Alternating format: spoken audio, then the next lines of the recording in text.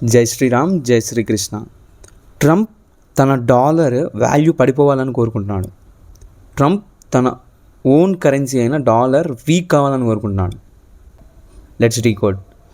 Country ఏం చేస్తున్నదంటే US particularly China దగ్గర నుంచి దాని యొక్క మ్యానుఫ్యాక్చరింగ్ని బై చేస్తున్నది.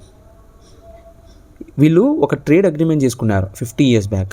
ఏంటి అంటే, మీరు మ్యానుఫ్యాక్చర్ చేయండి, మీరు మీ లేబర్ని అబ్యూజ్ చేయండి, ఆ పని చేసిన తర్వాత వచ్చిన ప్రోడక్ట్ని మేము యూజ్ చేసుకుంటామని ఒక మాస్టర్ ప్లాన్ వేసింది.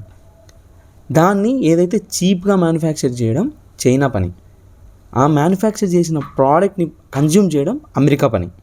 ఇదే జరుగుతున్నది. ఇది ఒక లూప్ లాగా జరుగుతున్నది. మనీ క్రెడిట్లో చైనాకి ఇస్తే చైనా వాటిని తీసుకొని మ్యానుఫ్యాక్చరింగ్ ఇన్ఫ్రాస్ట్రక్చర్ని బిల్డ్ చేసి పీపుల్కి లైక్ సబ్సిడీస్ అట్లా ఇచ్చి మ్యానుఫ్యాక్చరింగ్ యూనిట్స్ని పెట్టుకునేలా చేసి ఆ వచ్చిన ప్రోడక్ట్ని చీప్గా ప్రొడ్యూస్ చేసి వరల్డ్కి ఎక్స్పోర్ట్ చేస్తున్నది. అందులో US is the biggest consumer. ఆ పాయింట్ ఆఫ్ టైంలో అమెరికా ఇది కొద్ది రోజులు బాగానే ఉంది, ఆల్మోస్ట్ ఒక 50 years ఇప్పటికి బాగానే ఉంది. బట్ ఎప్పుడైతే చైనా అపోజ్ చేసిందో, అమెరికాని అపోజ్ చేసిన తర్వాత ఇప్పుడు right now America wants its dollar to be weak. ఎందుకు వీక్ అన్నానంటే, వీక్ కావాలి. వీక్ అయితేనే నువ్వు ప్రొడక్షన్ స్టార్ట్ చేయగలవు, మ్యానుఫ్యాక్చరింగ్ స్టార్ట్ చేయగలవు, మ్యానుఫ్యాక్చరింగ్ని పుష్ చేయగలవు.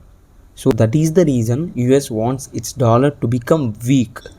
ఇది నువ్వో నేనో తీసుకున్న డెసిషన్ కాదు, ఎలీట్స్ టుక్ ద డెసిషన్. జై శ్రీరామ్.